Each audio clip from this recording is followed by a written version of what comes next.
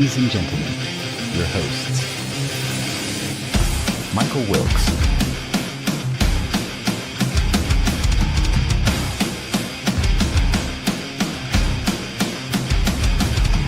Angel Ortiz,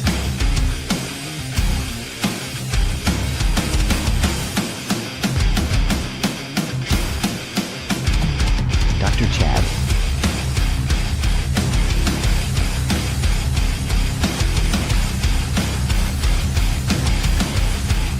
and Sam La Cavera.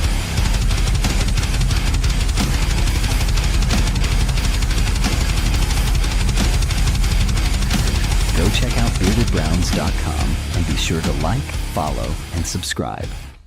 Enjoy the show. Good morning, everybody, and welcome to the Browns Morning Brew. Did that wake you up, Shane? I hope Yeah, it you did. Holy Good. crap. Well, now that everybody knows we are the Browns Morning Brew, Sam is not here today, but we do have our co-host, Gary Lee, and The Shane very O'Mac. handsome Gary Lee. The very handsome co-host, Gary Lee, and then Shane O'Mac. Just Hi, guys. Shane O'Mac. Should we make you like a VIP for the show today or something?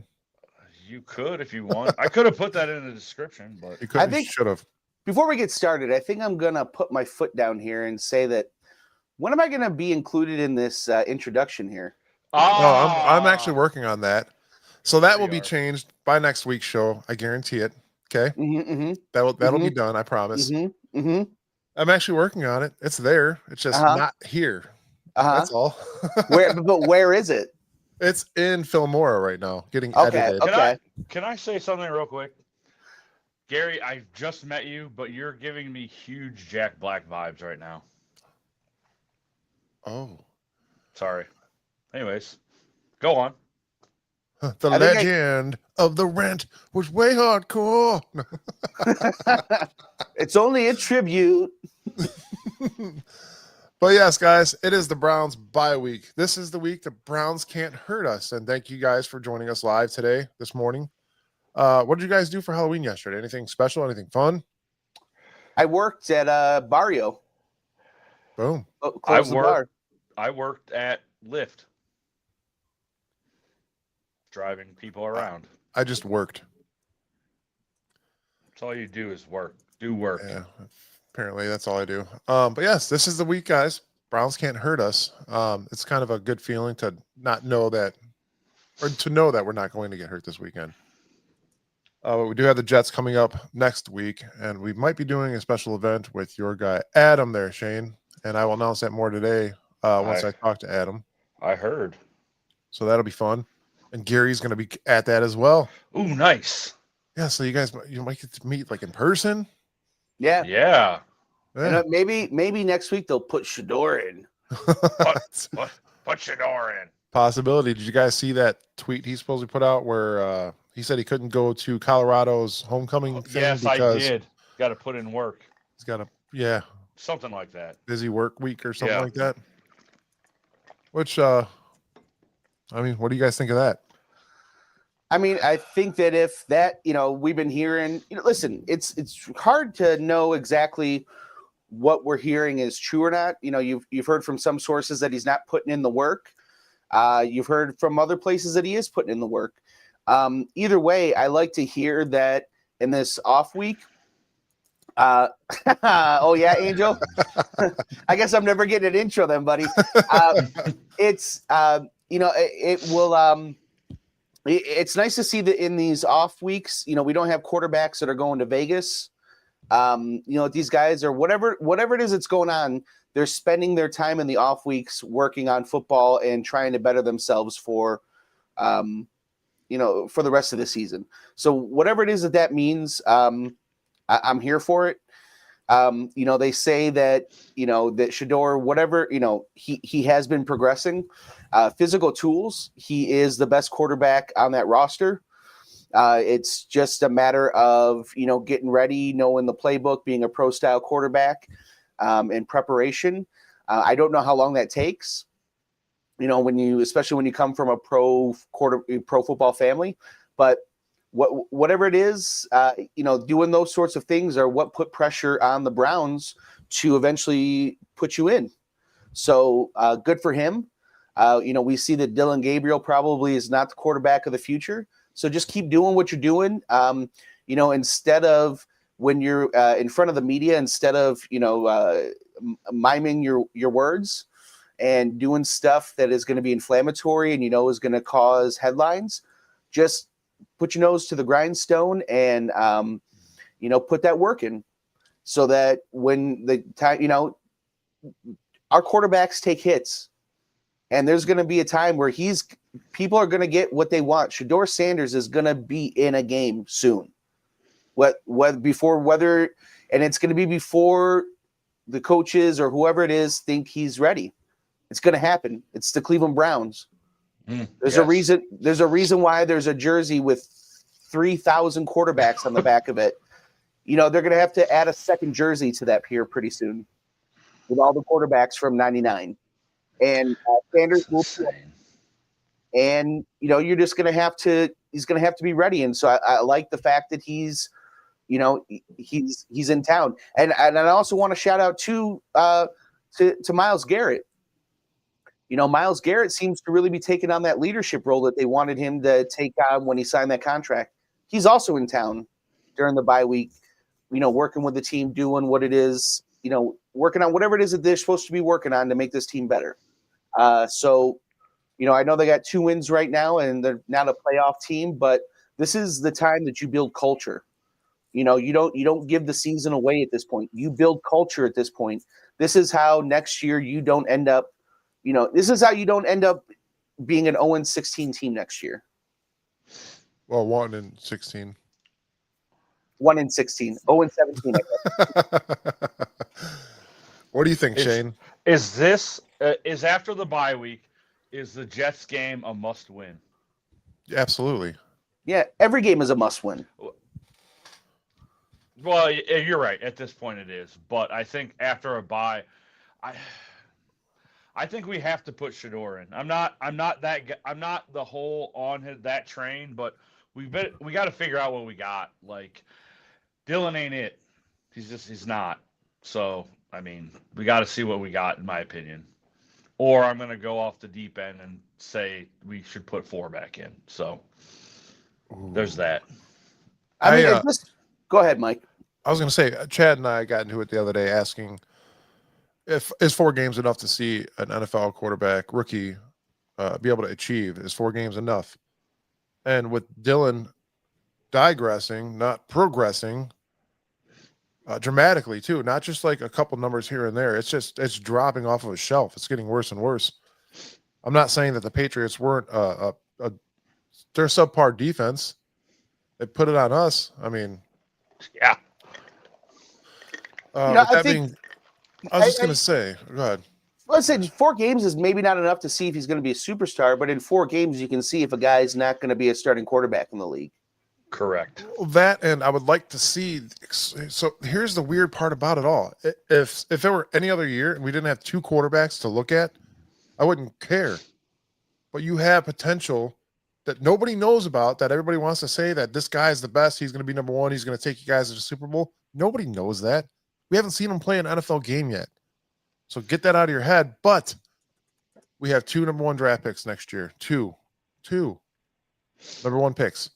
See what you have in Shedeur Sanders. If he can become a good quarterback and start winning games, then you don't have to focus so hard next year on a quarterback. You still also have Deshaun Watson. I don't want to focus on another rookie quarterback where we bring it in and it's quarterback controversy all over again, all next year. That's what it's going to be if we do it. Well, no matter what you do next year, you're going to have that controversy because Deshaun Watson is on that roster next year. If you cut him, it's a poison pill on that salary cap. Even though it's the last year, if you cut him, that salary cap is the hit that you take on that is going to be crazy. So he's going to be on that roster and he's going to be healthy next year. So you're going to have it's going to be him on that roster, and it's going to be whoever you have, whatever rookie quarterback or second-year quarterback you have in there. You're going to have as long as he's on that, he is good. It is what it is. You're going to have a quarterback controversy next year. And in the draft, it looks like you don't have, we've been conditioned that next year is going to have the savior quarterback in the draft. And guess what, man? That quarterback's not there. It's and not. and we need to quit thinking that these quarterbacks, we're going to get some sort of savior out of college. It's not going to happen. We need to develop a guy. And it's going to take time. And Shador is that guy, probably. Not probably, he is. He's the guy that you're going to have to develop him. He has the fit. This is what that means to develop. Somebody who has the physical tools. This guy has those physical tools. He has elite accuracy, is what they're saying, right? If a guy has elite accuracy and has an arm, then you develop him. You teach this guy how to play in your offense. You teach him how to, you teach him how to see the field. You teach him how to do what it is that you need him to do. That is what you get paid to do as an NFL coach. That is your job. If you can't do that, then get another coach in here. Enough is enough. You're the best quarterback under Stefanski has been Jacoby Brissett. Baker He's supposed Mayfield. to be a well, Baker Mayfield's the best, but he didn't have his bet. You know what I mean? He just about ruined Mayfield. It's enough, man. And Mayfield's best year when he set the rookie passing record, wasn't that under Kitchens? I think so. Yeah. Damn it. It was either under Kitchens. It wasn't under Stefanski. It was under. Oh no, it was under. I'm looking. It was the year that what's his name was here, and they fired him halfway through the year. Oh, and Greg Williams took over. Hugh Jackson? Yeah. It was Hughes' rookie year. Or Hughes last year when he was a rookie. So, I mean, even his best years were not under Stefanski. And I'm a Stefanski fan, but enough's enough. Either you're supposed to be an offense guy, you're supposed to develop these guys, develop a quarterback, or get out of here. Yeah, he was drafted in 2018. His best year was 2020. First playoff appearance since 94. I like Stefanski. Don't get me wrong. I'm so over the we need to do better stage and him blaming himself for these problems that are on this team. But at the end of the day, every single week, I am sick of hearing it. Yeah, it was Hugh Jackson's last year. Mm-hmm.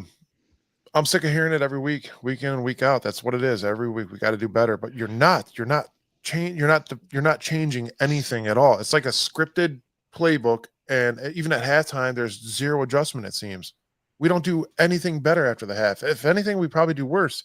And I'm so sick of. He's the 2-time coach of the year. I don't care. It's a participation trophy, dude. Yes. Thank you for being there, and thank you. Don't get me wrong. I will give him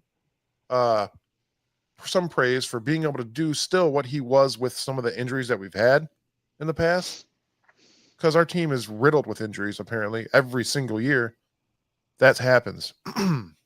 Excuse me, but you got to figure it out. That is your job, to figure that out. Get together with your other coaches, put a game plan together to win a game. And and I don't necessarily know if it is it Stefanski or is it front office? Is it is Haslam sending orders down? Because Haslam was doing that, when Shanahan was going way back, when Shanahan was the offensive coordinator, wasn't there issues with Haslam sending orders down from the owner's box? And that's one of the reasons why Shanahan wanted out of here. And then you have what's his name? What is his name? He started with the Indians. We're not allowed to say the Indians anymore, Gary. Well, he started with the Indians. It was the Indians when he was there. You know what I'm saying? But everything is about numbers instead of having a football guy running it. Are you talking about Paul DePodesta? Yeah. So is DePodesta the one calling shots instead of the coach? Because if that's the case, then that is what needs to change. Whatever it is, like I am respectful and understanding of the fact of what this organization looked like before this and what it looks like now. right? But I'm also understanding of the fact that it was Dorsey that made the changes. And it's starting, and since Dorsey has left, it has been regressing back to what it looked like before.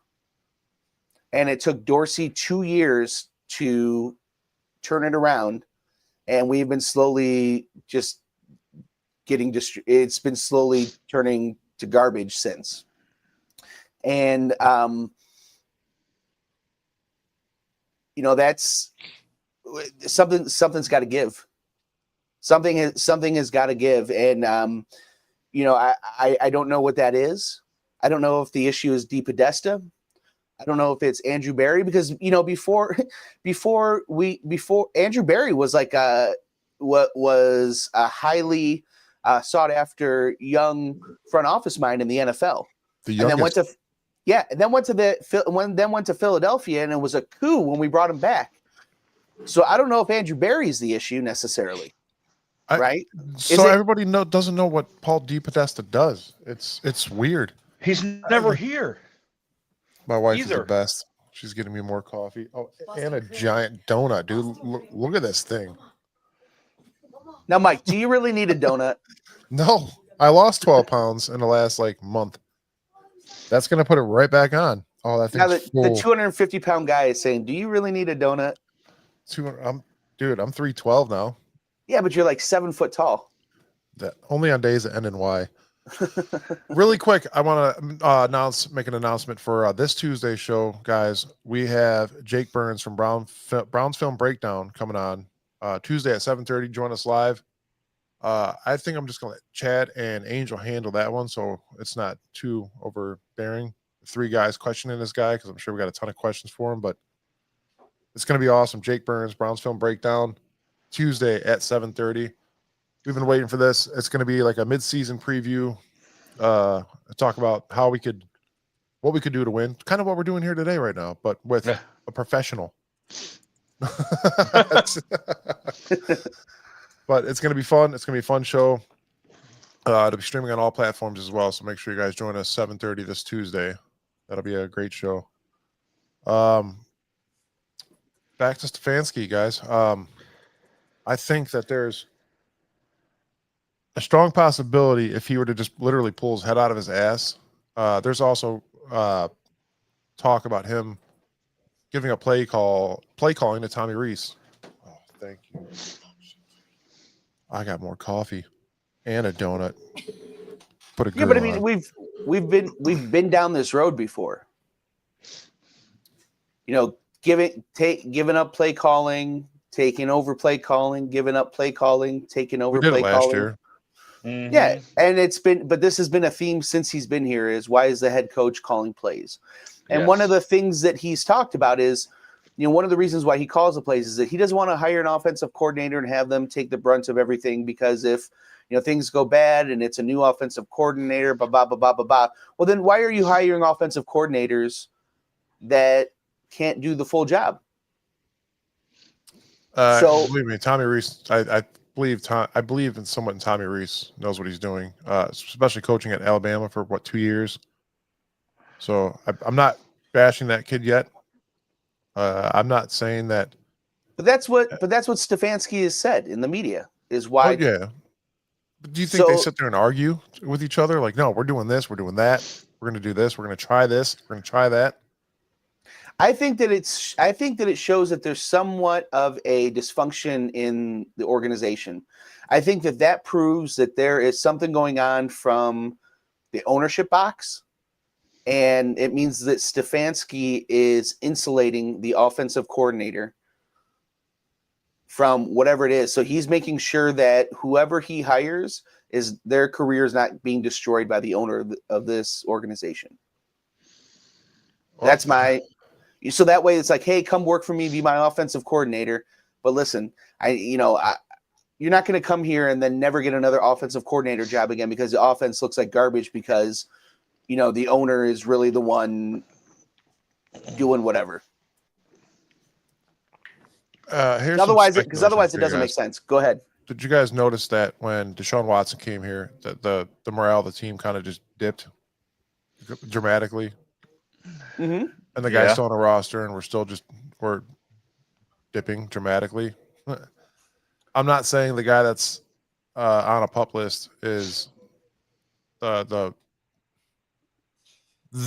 only common denominator, but I think that has really a lot to do with it. To be honest, this guy's making all this money, sitting back doing nothing. These players are asking for money. They got contracts coming up, and this guy's literally doing nothing and making all that money. Yeah, but he's got 2 torn ACLs. I mean, I don't think anybody's holding that against him at this point. I think the problem. I know, but the play and all that. This is what I'm saying. Just the lack thereof play as well.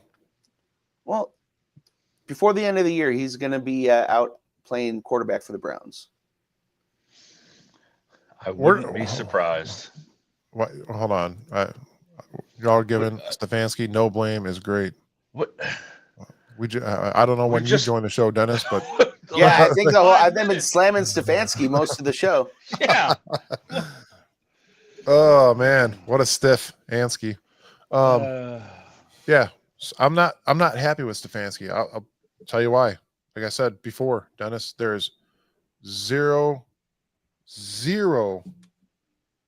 It seems like the first drive always goes pretty decent. Then after that, it's dramatically downhill again. There's nothing. You plan to put 7 points on the board right after that. It's literally nothing. You don't adjust whatsoever. Your receivers can't catch the ball. Your quarterback can't throw the ball.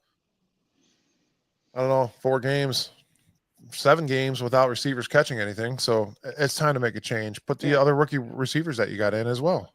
And just to recap here, I don't know because when you joined the show here, but talking about like blaming Stefanski, the man has yet to develop a quarterback, which is what he was brought here to do. Yeah. That's it. He was brought here to develop a quarterback, and the best quarterback under his watch has been Jacoby Brissett. But he has been given a top 5 quarterback in the NFL, which I understand that there were circumstances with Watson, but he still looked like garbage under Stefanski.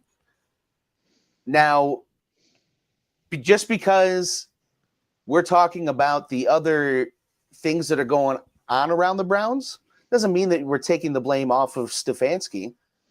But those other things have to be talked about because this is probably the last year of Stefanski, and this is going to affect who is going to come in here and take the job next year. And if you don't fix those other things, it doesn't matter who you hire. Think about who we've had think about like the people that we've hired. Every time there is an opening here, we hire the hot assistant. Every single time it's whoever's the hottest in the NFL, the one everybody's talking about, the hot young person in the front office, or Hugh was the coordinator, the hot coordinator in the league, and we wrecked his career. Every single time we had Shanahan in here. Every single time it's whoever is the next great coach in the league we hire, and we're not going to be getting those guys. And a lot of it, and most of it is ownership. So it's not taking the blame off of Stefanski, but it's understanding why nobody can be successful in this position. I definitely want to hit this comment from Havoc real quick. The wide receivers are not the problem. Stop running this narrative. It's not a narrative when it's facts. The wide receivers can't catch the ball. Yes, I'm not saying that Dylan is the elite quarterback. Here's my outlook on this thing. Ready? If you drafted Dylan Gabriel in the 3rd round, you drafted Shador in the 5th, how stupid would you look by putting Shador in before you did put in Dylan Gabriel? I agree on that. You have to put in Dylan Gabriel first. You got to see what this kid's worth. Mm-hmm. But if he's failing miserably, you put in the next guy. We gave him 4 games. Yeah, I get it. The first one was in London against Minnesota. Your first start's out of the country. And I put some pressure on you. I get it. That was probably his best game. And then it just dropped off a shelf. So if you put the games up against each other between Minnesota and New England, they are drastically different. He looked like crap Yeah. against New England. Crap. And Minnesota is a highly touted defense.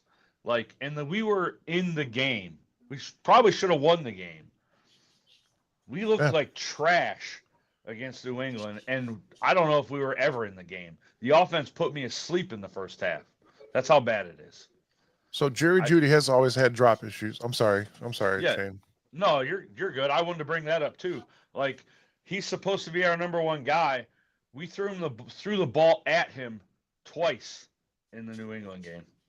And he didn't catch either one of them. Now I don't know if they weren't catchable, whatever, but he had 2 attempts, no receptions. 0. You can if he's the best guy we got, like. So let me ask you this: so if the wide receivers, if it's not wide receivers, right, and it's all Dylan, why does Joe look so good in Cincinnati with wide receivers, and he looked like his career was over here? Havoc. That's a good. That's the best. That's the best question. Gary Why? Lee dropping the mic early in the morning. Why? With the O lines were pretty similar, I would say. Like their O line's not great. Ours isn't great. Yeah. You know, so it's a combination of a lot of different things. But the wide receiver, the problem in this offense is that they don't have any weapons, and this team has not been able to draft or develop wide receivers or quarterbacks, and we have a history of that. You know, and whenever we miss on the wide receivers that we draft, you know, so we have to spend draft picks to trade for wide receivers, and and we're getting those wide receivers at the end of their primes. Not only that, the receivers can't get open. They cannot get open. It's funny. And you know what? If Shador does come in and he's been playing with 2s, 3s, and 4s, who knows with this franchise, what we're doing? We don't know. They don't give us anything. So yeah, if he's playing with the 3s and 4s as of late, let's say that he's playing with the 3s and 4s. Imagine what he's going to do when he comes out and starts playing with the 1s. Maybe seeing the stuff that Dylan Gabriel's missing. It's a thought. It could happen. That's what I want to see. That's what all of Cleveland wants to see. Let's be real, right?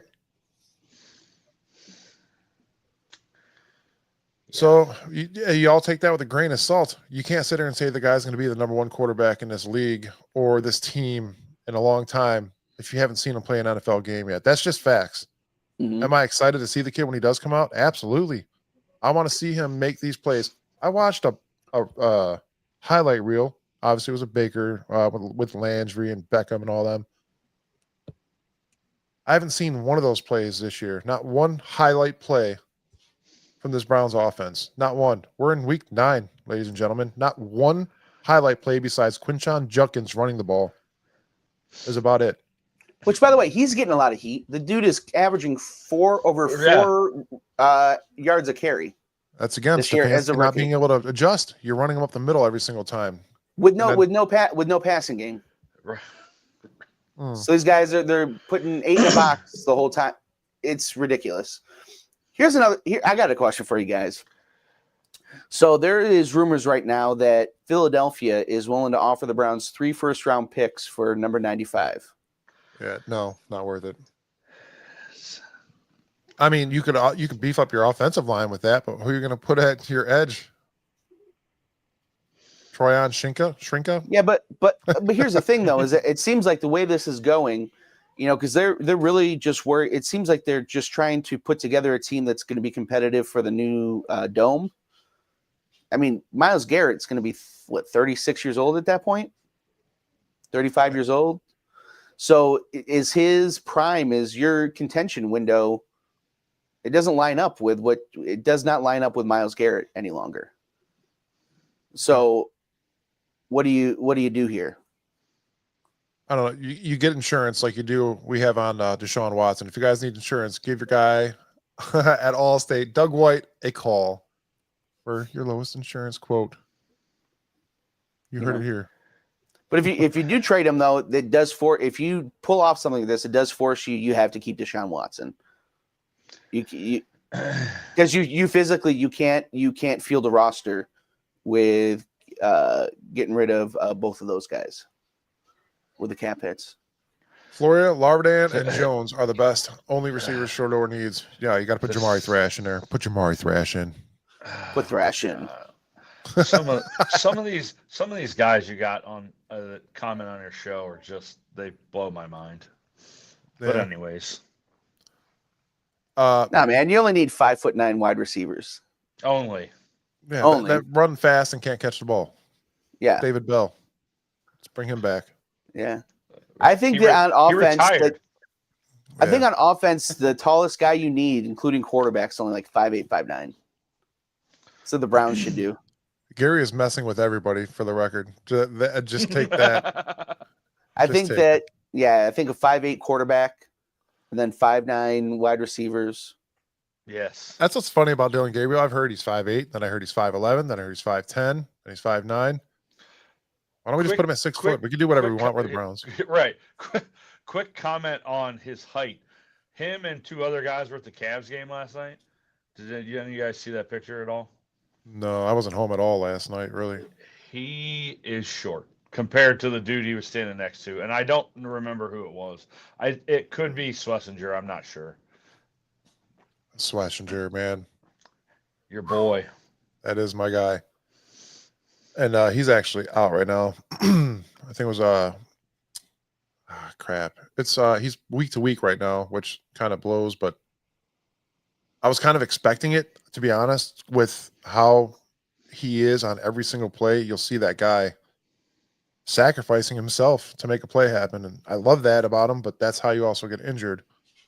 That's what happened with JOK. JOK was another guy that was there on every play. And hopefully next year, guys, if JOK comes back and you put Schlesinger together, can you imagine the run stop and the my gosh. What do you two personally think is going to happen with him? Like JOK? Yeah. I haven't seen his medical reports personally, so it's really hard to. But we work for the Browns and they don't tell us anything. So how do we really know? I was of the mind that the longer it went, the worse it was. I mean, if it's not that bad of a head injury or a neck injury or whatever it was, he would have been back. I don't know. I was at that game. I was ordering a pizza and a beer, and pure devastation set in, and we walked out there and watched him get carted off the field. And we still won that game against the Ravens. That was insane. But yeah, what do you think, honestly, guys, right now, we should do to start winning games? My stepson just laughed like it's not going to happen. Your wife did, not your son. Oh, that was my wife. Never mind. I have headphones on. One's going through puberty. The other one has already gone through it. I think you need to take steps of a winning organization. Instead of selling off, you have weaknesses on this team. You need to start addressing those weaknesses now. And I understand that you may not make the playoffs this year, but start addressing the wide receiver room. If there's wide receivers out there that are looking for new homes, and you can cut a deal for them they'll be on the roster within the next couple of years, do it, because you need these guys here to make evaluations on your quarterbacks. And if the reason why you can't run you can't run the offense the way you want is because you don't have the wide receivers, then get them. But you cannot let this place become. You cannot allow a losing culture to prevail here again. And it's happening. You have to stop it. It has to stop. You have to put your foot down. It has to stop, because it's going to get really bad here. That's what you got to do. The trade deadline's coming up. You got that kid from the Jets that's looking to get traded. maybe see what you can. I'm not saying that you give up a first round pick for him, but see what you can. But you can't. Normally I'm about, in a season like this, you trade off your veterans and see what you can get. But I don't think you do that this year. You don't fight. You can't do that this year. You've got to, I don't know what, 4 extra 5th and 6th and 7th round picks do for you. They don't do anything versus what having these veterans stay on this team and try and keep this boat afloat. And even if you can't stay afloat, the optics of trying to keep it afloat is better than just allowing it to sink. I agree. Quick clips, I agree with that as well. He says Shador will throw the ball downfield regardless of what Stefanski says. That's how you win football games. But that is also how you get taken out. I was just going to say that. Like, you can't go against what he's going to get put on the bench then. Just because you're Deion's kid doesn't mean you're going to get anything special. Obviously, we've seen that already. Yeah, but you got to have time to let the wide receivers get downfield. True. So you can't you know what I mean? You can't just throw the ball downfield. So and that's one of the issues is that there aren't guys downfield to throw it to. One-on-one coverage. If you see one-on-one coverage, you could do that. You just have to have a receiver that could win the ball. That's what has to happen. And it happens all the time in the NFL. I just don't think we have a wide receiver right now that could do that. Jamari Thrash, David Njoku makes the contested catches. Jamari Thrash is pretty good with a wide open field. He gets his hands on it. He's catching it. I'll give him that. But Njoku has lost the athleticism to get down and get those contested catches now. Well, it's because he's gained some weight as well, I believe. But it's weird. Like right off the numbers, man, he'll catch him or he won't catch him. But just weird contested over the head catches, he'll grab him. It's just in the past. Yeah, you haven't seen that this year. I've seen him drop. I think he's dropped like 3 passes, some big ones, but that's his motto. He usually drops a couple. I mean, they're wide receivers. Nobody's perfect. I get that, but at the end of the day, for a big play, you got to pull them in, man. What wide receiver would want to run all day and get 2 targets of 7 yards? Nobody. They all want to get yards. Right. They all want to get receptions. But you got to get open. Yeah. Quick clip says, if Shador has played with horrific offensive lines, wouldn't he be equipped to navigate a weak front? Not necessarily, considering even that game where he played with the guys that aren't even on the team anymore in the preseason, he got sacked 4 times. With our offensive line now, do I think he could play better because they'll have more coverage? Yeah, I think he can. Will he get as much time to throw the ball? Probably not. You got to get rid of the ball quick within 2.5 seconds. And that's Shador's problem. That's the whole issue with Shador. Holds on to the ball. In college, he held onto the ball, and then he had that one game in the preseason. Yeah, he runs backwards. In the preseason, he had one game where he looked great against the 3s and 4s, and in the second game, he looked like he did in college. And so obviously there's something going on in practice. Listen, man, coaches want to win. In the NFL, if you are the best, you play. They want to win. It doesn't matter if you've been accused of things that, you know what I mean? They have guys that have like murdered people and play. You know what the guys that they have guys that like fight people in the locker room and play. If you are good enough, you play. Yeah. Shador, you know what I mean? If Shador Sanders, I want to see him play, but like there's obviously something going on there. You can't run backwards. And that's what he did in college. And when you have a bad offensive line, that's probably what they're afraid of.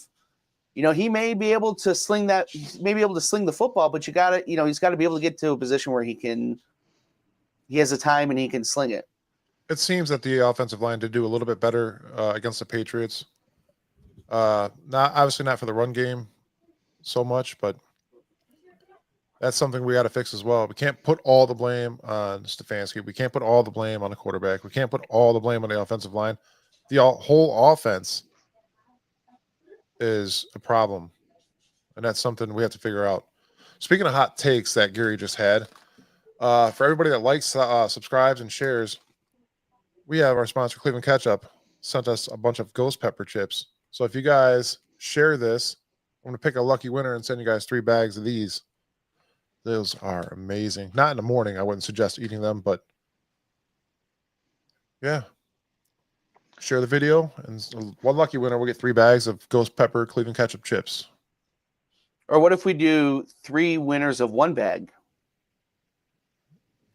Whichever. We'll figure it out. Or what if we do 2 winners of 1.5 bags? Yes. I do have a half a bag right here that I actually started eating. So that works out perfect. Oh man, I'll even sign the half-eaten bag.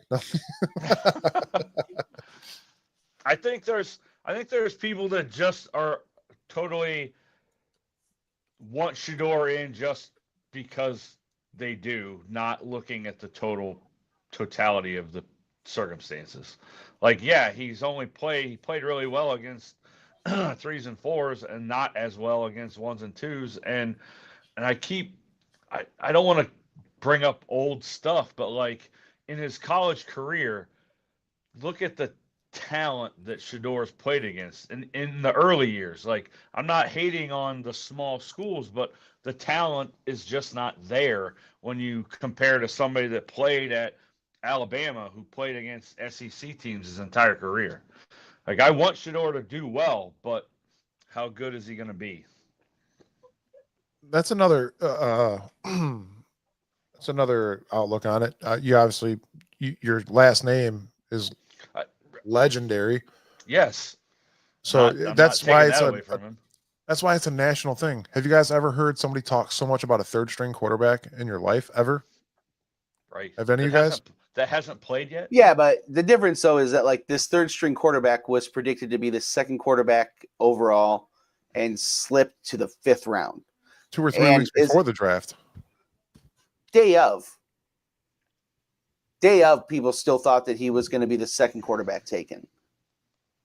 Yeah, but then you could tell the slip started happening. It just doesn't matter.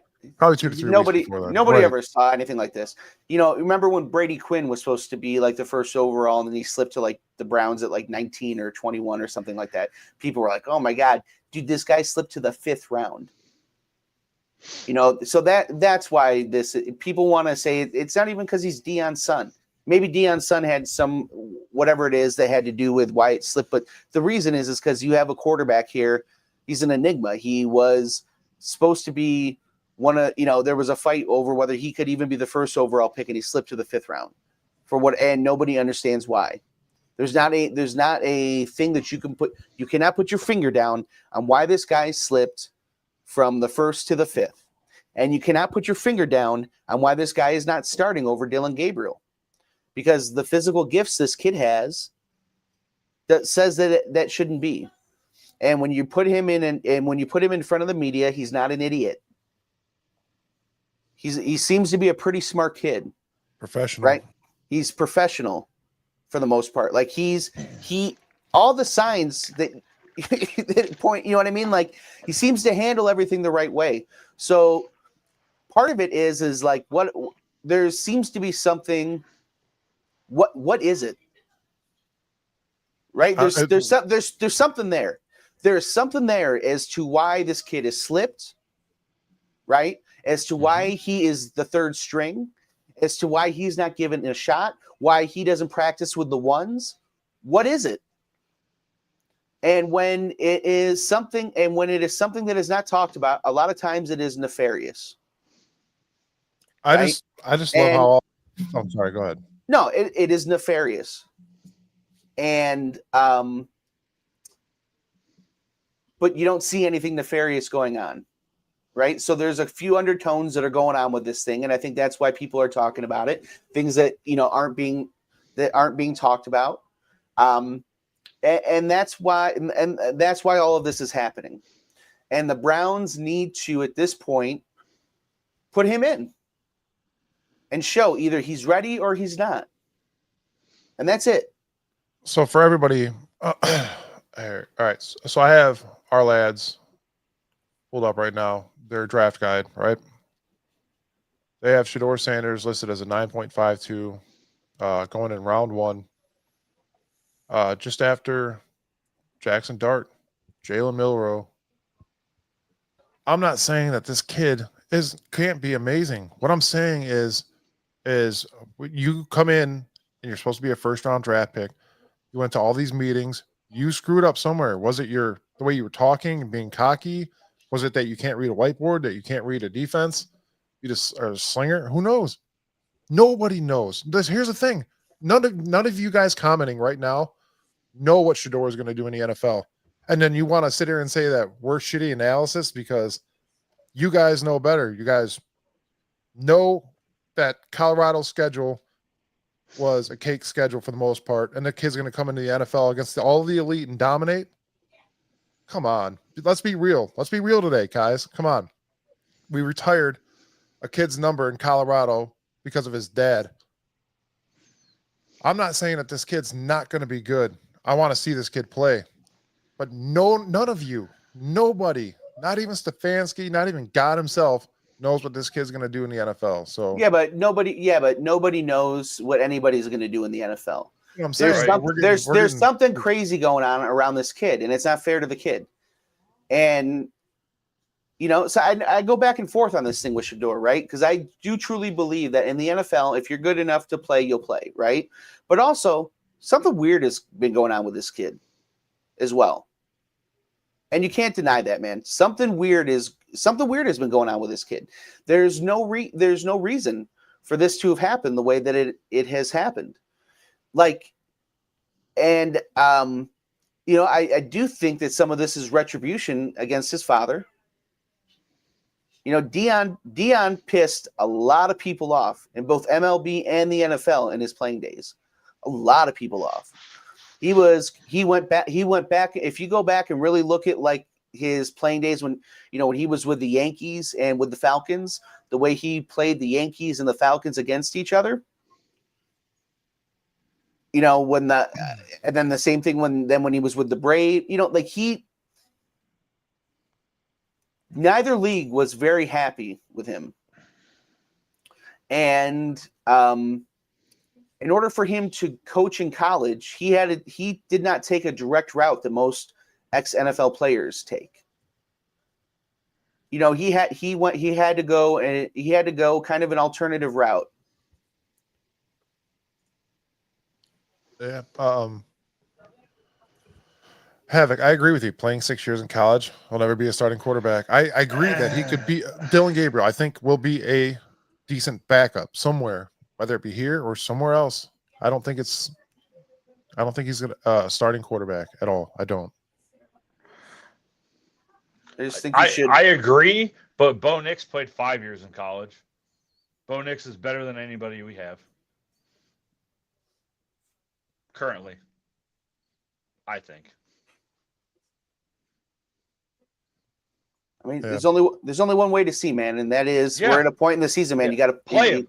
You got to play him. Play him. Play him. Cleveland's already pissed off. Cleveland's already pissed off. The whole fan base is pissed off. Obviously, that's very clear. So what do? I know it's not about the fans because they don't care about the fans. No. I don't know what it is, but put Shador in. Put Shador in. Put him in. I can't tell you, like when me and Bishop were at that game and Shador came in, everybody was going crazy. And I get it, man. The kid's he's got talent. There's talent there. There is. But yeah, my wife just said he needs to be honed. Well, but you're not going to hone. You can't hone somebody unless you give him opportunity. And that's what I'm trying to say. It's the inevitable. You're going to see him this year. I guarantee you that. It's just a matter of when.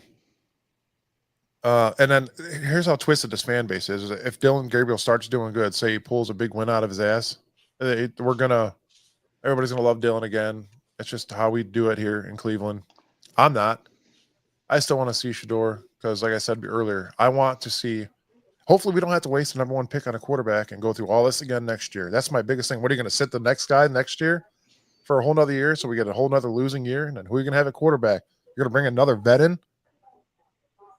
Yeah. Pull one of these guys in and focus and make wins happen. That's all we want to do is win.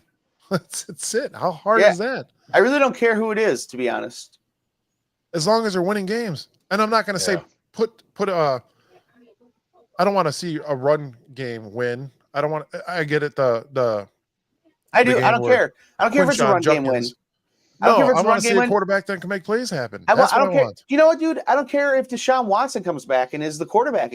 If Deshaun Watson if this thing ends up playing out where he comes back from injury and he ends up being the guy that we thought we traded for and they re-sign him and we don't have to draft another quarterback and that's how this plays out, then awesome. That's how I want this to play out. But it's time. I want them to figure it out and soon. Hey guys, want to hear something funny? Dylan Gabriel on our lad's draft guide, a 4.97, projected to go in rounds 5 or 6. No, I know it's what they've been saying, man. So I don't know. I don't get it. Why it's so hard to figure it out. There's people that live by this draft guide. Not the Browns, apparently. Not the Browns. I'll tell you that. I don't know. I would like to see Shador at the Jets game. I know the Jets game is going to be fairly easy because they're playing like shit right now, but they just won a game. Oh, wow. My wife has spoken.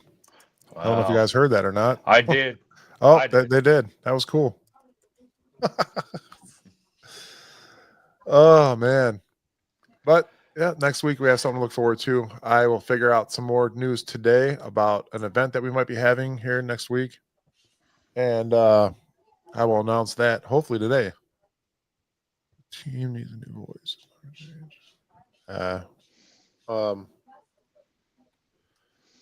Anything else you guys would like to add before we close the show for today? Now that we're all mad on a Saturday and we get to go watch Ohio State and boo Gary Lee. Well, let me guess. The state up north. No, just not Ohio State. Okay, fair. Anybody but, right? Anybody but Ohio State. All right, fair. So if they're playing the state up north, go blue. What about the Penn State Nittany Lions? Okay, I can't do that. Oh, we found it. We found it. Yeah, nothing for Pennsylvania, bro. All right. Nothing for Pennsylvania. Thank you, Havoc. Appreciate you, man. Appreciate everybody for joining the show today. Is there anything else you guys want to add? Put Shador in. Put Shador in. You got to get really close to the mic when you do it, Gary. Makes it sound better. I can't get any closer. They're in my ears, Mike. That was way too close. Yeah, guys, thank you all for joining us today. We will be here live Tuesday. Again, do not forget, Tuesday is going to be a pretty big show. We got Jake Burns from Browns Film Breakdown coming on at 7:30 on all platforms. It's going to be a fun show. Going to get a real in-depth analysis from that. That'll be Chad and Angel. I will not be at that show Tuesday. It's going to be a good one, though. Do not want to miss it. Yes, Gary, I saw your message there. Thank you. But yeah, Tuesday we'll see you guys live at 7:30. But until then, go Browns.